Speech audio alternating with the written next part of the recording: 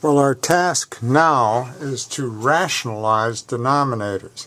In other words, get a rational number in the denominator. Square root of 5 is an irrational number.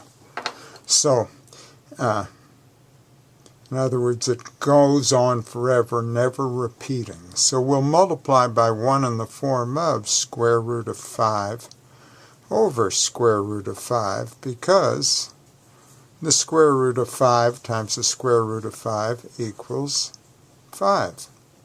And 5 is a rational number. Now upstairs we have to distribute this square root of 5. Remember, the division bar acts as a grouping symbol.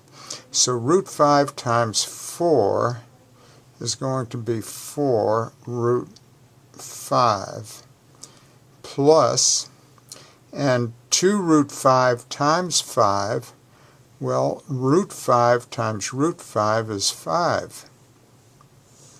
Now we'll go a little farther with this, and we get 4 root 5, and 2 times 5 is 10, and we have a 5 downstairs, and we're done. Notice there's no common factors that will divide out, so we are done. Well, now we have another one, number 2, and we've got to get that radical out of the denominator. And we're going to use this. We're going to use the fact that a minus b times a plus b equals a squared minus b squared, the difference of two squares. Now notice, if you square root 2, you'll get 2, which is a rational number. So we'll multiply by 1 in the form of the conjugate of this, which will be root 2 plus 2, and root 2 plus 2. And now the product of these two denominators will be root 2 squared, which is 2, minus 2 squared, which is 4. And upstairs we have to distribute that 4 across these two. The division bar acts as a grouping symbol, so we get 4 root 2, and 4 times 2 is 8.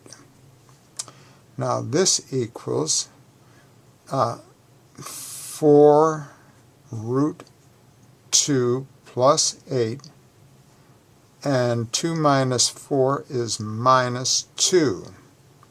So now we can factor a 2 out of both of these terms, and I'm going to stick that negative up here.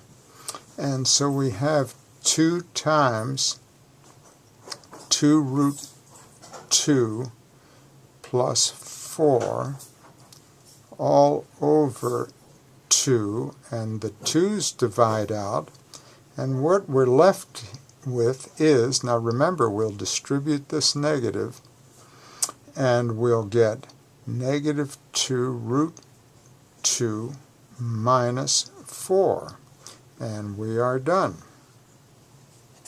Well, finally we'll rationalize this denominator. It has a radical in the denominator, and we'll use the difference of two squares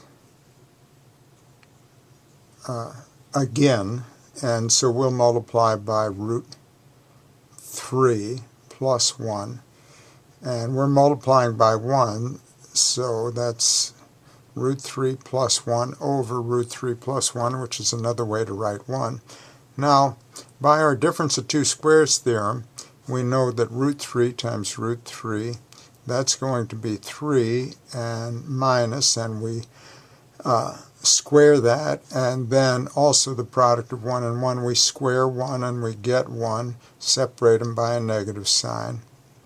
Now, we'll have to FOIL these two, and so we get 3 times root 3 is 3 root 3, and 3 times 1 is plus 3. Now, root 3 times root 3 is 3, and root 3 times 1 is root 3. And that equals, and 3 minus 1 is 2, so we've got a 2 in the denominator. And we have 3 root 3 plus another root 3 here. That gives us 4 root 3, and 3 plus 3 is 6, so plus 6. Notice, each of these terms is even, so we can factor a 2 out of each term in the numerator, and we get 2 times 2 root 3 plus 6. Excuse me, I beg your pardon, plus 3. And in the denominator we have a 2, so we can undo multiplication with division. The 2's divide out, and we're left with 2 root 3 plus 3, and we are done.